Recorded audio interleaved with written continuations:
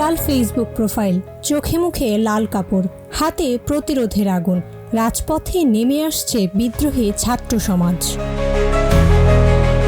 2024 সালে 30 জুলাই মুখে আর চোখে লাল কাপড় বেঁধে হাজারো তরুণ তরুণী সোশ্যাল মিডিয়ায় ঝড় তোলে।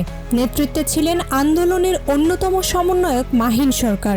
এই দিন ফেসবুক রাঙে লাল ফ্রেমে, কেউ ছাত্রছাত্রী, কেউ শিক্ষক, কেউ সাংবাদিক, কেউ সংস্কৃতিকর্মী। আর সরকার সমর্থকদের প্রোফাইলে ঝুলে পড়ে কালো ফ্রেম। একটা সমাজ যেন বিভাজিত হয়ে যায়। সরকার ঘোষিত রাষ্ট্রীয় শোককে প্রহসন বলে প্রত্যাখ্যান করে শিক্ষার্থীরা। কারণ যাদের হাতে রক্ত তারা কেমন করে শোক পালন করে।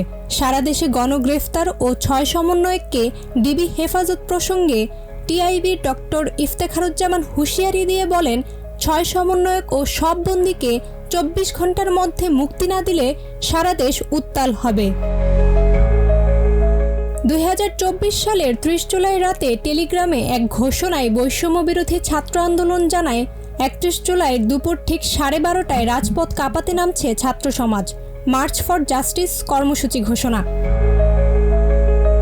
বৈষম্য বিরোধী ছাত্র আন্দোলনের পক্ষ থেকে টেলিগ্রামে ঘোষণা এসেছে, এটা আর কোনো দলীয় আন্দোলন নয়, এটা জনতার রক্তে লেখা বিচার যুদ্ধ। গণহত্যা, গুম, গ্রেফতার মামলা, মিথ্যা অভিযানে ছেয়ে গেছে বাংলাদেশ। ছাত্র জনতার রক্তে লাল হয়েছে রাজপথ। সেই রক্তের জবাবে এবার আদালত, ক্যাম্পাস আর রাজপথে মার্চ ফর জাস্টিস। এই আন্দোলনের রক্তাক্ত পটভূমিতে জাতিসংঘ মহাসচিব অ্যান্তোনিও গুতেরেস মানবাধিকার লঙ্ঘনের নির্ভরযোগ্য প্রমাণ পাওয়ার কথা জানিয়ে উদ্বেগ প্রকাশ করেন। এমনকি ইউরোপীয় ইউনিয়নও বলেছে, দেখামাত্র গুলির নির্দেশ ছিল অমানবিক ও আইন বহির্ভূত। আন্তর্জাতিক সংগঠন অ্যামনেস্টি ইন্টারন্যাশনালের মহাসচিব অ্যাগনেস ক্যালামার্ট লিখেছেন এক খোলা চিঠি, যেখানে বলা হয় এই হত্যাকাণ্ডের বিচার চাই। এদিকে রাজশাহী ও জাহাঙ্গীরনগরের শিক্ষকরা মৌন মিছিলে মুখে লাল কাপড় বেঁধে নেমেছেন রাজপথে।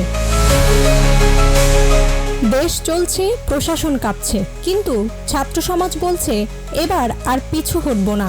বিচার চাই, ন্যায় চাই, আর পেছনে ফেরার পথ নেই। এটাই ছিল প্রতিরোধের লাল প্রতীকের 30 জুলাই 2024। জান্নাতুল মাওয়া অর্পিতা, প্রজন্ম 24।